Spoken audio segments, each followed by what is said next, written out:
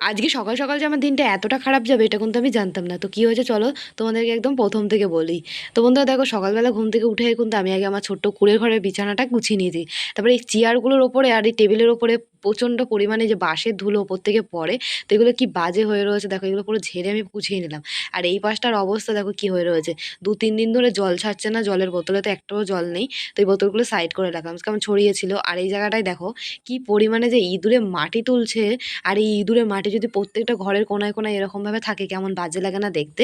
তো এই মাটিগুলো কিন্তু আমি থালায় করে তুলে নিয়ে বাইরের সাইডে ফেলে দিয়ে আসছিলাম। তো এই মাটিগুলো দিয়ে আবার পরে ফুল গাছের গোড়ায় দেবো সুন্দর করে, তাই জন্য রেখে দিলাম। তো এই বোতলগুলো এক সাইডে রেখে তো আমি এখানে বাইরের মাটিগুলো রেখে আসলাম, তারপরে চলে আসলাম এই জায়গাটা পরিষ্কার করতে। তো এই জায়গাটারও তো বাজে অবস্থা হয়ে রয়েছে, তো সব বাসনপত্রগুলো আজকে কলে নিয়ে গেছি। তো বাসনগুলো কিন্তু আজকে মাজতে হবে। তো চলো এই ঘরটা গোছাতে গোছাতে আজকে তোমাদের সুন্দর সুন্দর কমেন্টগুলো বলি। দিদি প্লিজ আমার নামটা নিও, সৃজিতা দাস, তোমার ভিডিও আমার ভীষণ ভালো লাগে। তো থ্যাংক ইউ সৃজিতা, আমাকে এত সুন্দর একটা কমেন্ট করার জন্য। আমার তরফ থেকে তোমার জন্য অনেক অনেক ভালোবাসা রইলো। অনেক ভালো থেকো সৃজিতা তুমি।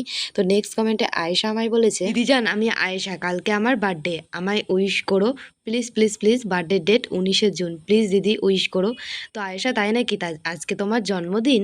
তো হ্যাপি বার্থডে আয়েশা, আমার তরফ থেকে তোমার জন্য অনেক অনেক ভালোবাসা রইলো। আজকে এই জন্মদিনের দিনটা তুমি খুব ভালো করে কাটিও।